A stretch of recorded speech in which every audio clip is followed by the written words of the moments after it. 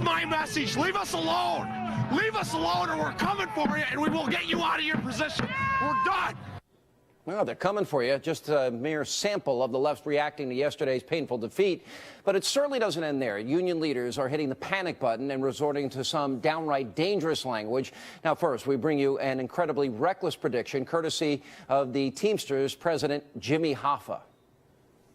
This is just the first round of a battle that's going to divide this state. We're going to have a civil war in this state. Civil war. Hoffa's threat of this is just the beginning. As we reported last night, the Reverend Jesse Jackson also appears to be planning a mass demonstration, and here's what he is threatening. These workers in this state must not fight back and draw a line in the sand. That's why I'm convinced a major one-day strike, maybe a major one-day march on Washington for jobs and justice. The prospects of a civil war, nationwide strike, and perhaps only thumped by the disgusting death threats that are being leveled at Michigan Governor Rick Snyder and his family on Twitter. For example, one read, "I want to shoot Governor Snyder in his eye." Another lists the names of the governor's family members and closed by saying, quote, "You blank our families, we kill yours." Joining me with reaction from townhall.com, it is Katie Pavlich and Fox News contributor Leslie Marshall. Good to see you both. Thanks for being with us. You know, union violence is not new. We've seen it before.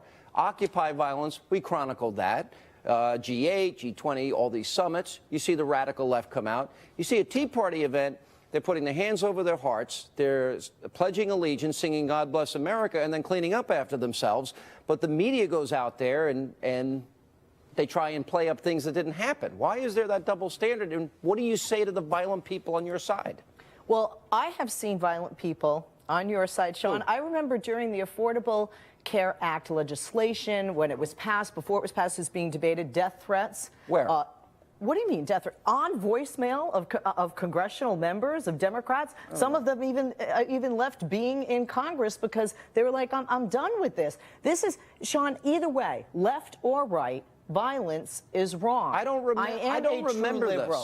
Katie, do you? I don't remember. I remember Andrew Breitbart. Right. Go ahead. Andrew Breitbart offered $100,000 for video evidence that any of that occurred. So I think that those allegations are pretty reckless without it was an audio evidence. it was an audio on voicemail. Where's the audio, Leslie? Leslie? After the show. But okay, I'd be happy to take a look at that. The fact is that there have never been riot police at a Tea Party rally. I've been to multiple of them. I've been to union rallies. There have never been threats of violence. There have never been anyone who's been punched in the face. And I want to focus tonight on why this occurred, Sean. Why was Americans for Prosperity targeted here? Because there was a very specific group who had their tent torn down.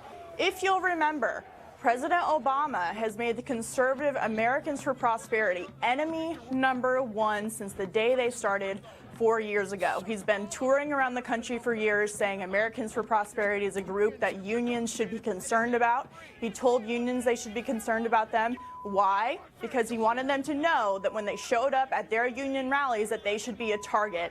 Not to mention, just a couple months ago, President Obama was pressuring Americans for Prosperity to release their donor pages so that the names of the donors to Americans for Prosperity would be public, so these types of union people could go and intimidate private citizens. This is something President Obama set up, and it's something he's not willing to take responsibility for, despite going to Michigan the day before this violent rally and giving them his full support. Now look at this violence. Look at these shots that they're taking. Look at the tent that's being knocked down by these union thugs. Now, by the way, I worked in the restaurant business, Leslie, for years, construction, every job imaginable. I did this for decades of my life. This was not a short-term thing. I have a blue-collar background. And, I just don't understand this. Why not just allow people to choose to be in the union? Why not? Why do they have to force them to be in, force them to pay, and not give them the choice of whether or not they want to be in?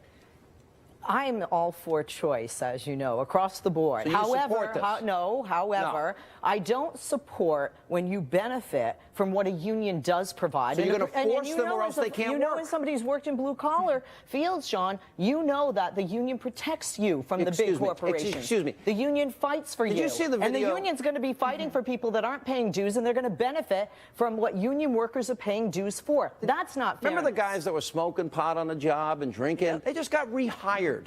You know, I never had union protection in all my years in construction. I never had any protection in my years in the restaurant business, washing dishes, cooking, waitering, bartending. You didn't have any protection? None. No union. Regulations None. At any of the construction sites or the restaurants? No union. No I was health not care for you? No, I was you were not a union construction worker.